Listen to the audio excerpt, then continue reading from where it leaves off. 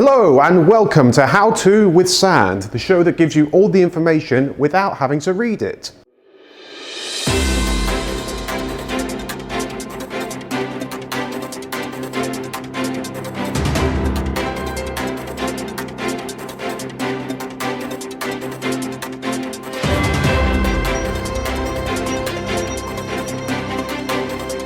Today we're looking into the exciting world of photojournalism.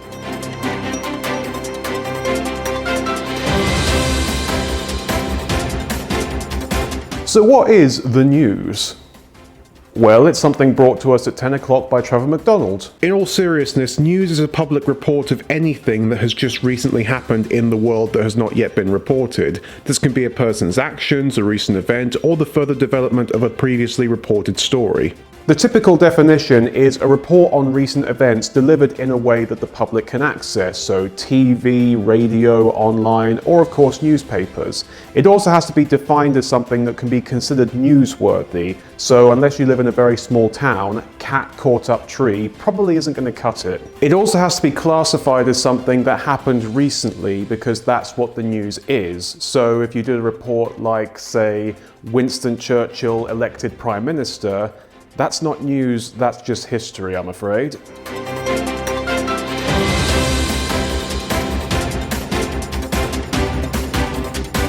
So then, what classifies as newsworthy? The key elements are authenticity, accuracy, good taste, and mass appeal.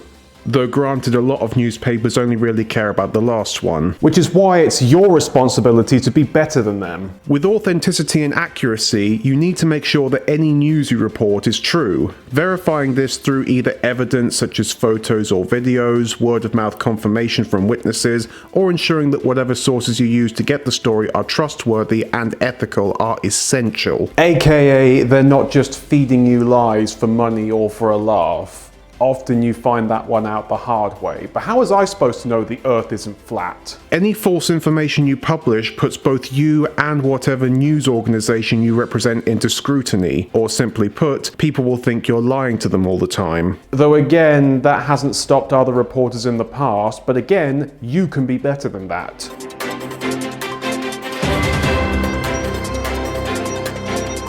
So what does good taste mean in journalism? Well, it certainly doesn't mean what does the news taste like, because it almost always tastes awful. What it means is for the reporter to decide what kind of news is appropriate to be shown to the public. So, if the story was about a person being pulverized by getting hit by a train, probably best not to show pictures or give detailed descriptions on what happened, both out of respect for the people involved as well as not to horrify the public. As a journalist, it's your job to ensure that the news you report can be read by anyone and everyone.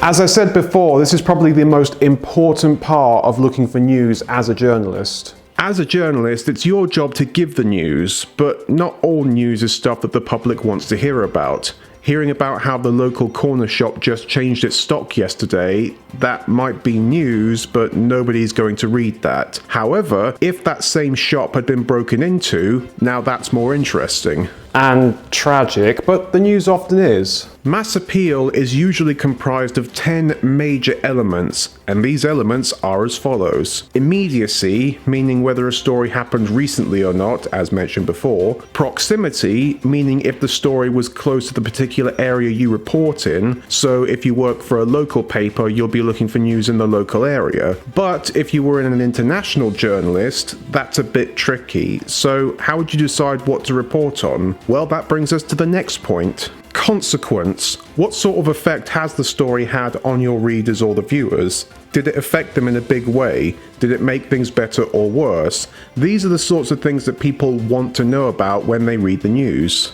Prominence. Did the events of the story or the elements surrounding it have some sort of wide appeal? So, say a person was involved in a car crash, if it happened to be a celebrity or a well-known public figure, then it would make it more significant than if they were just a regular person. And speaking of that, suspense. If there is something about the story that would keep the viewers in suspense, like say the celebrity in the car crash is in critical condition because of the crash, that would make people want to know more, and keep them coming back to find out how the story continues. Oddity.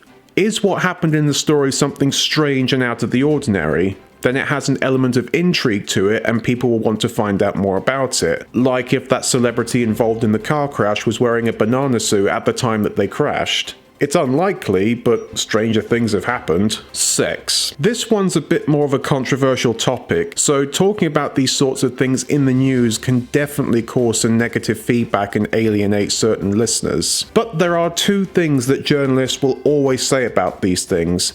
Sex sells, and all publicity is good publicity. Now that's not always true on either counts, but sometimes talking about things that can cause tension among the public can be the best way to get their attention. And speaking of that, conflict. If the story has some form of conflict, be it physical, like some kind of fight, or an emotional kind from a controversial tax raise, people are going to be naturally intrigued and want to know more about it. Emotion.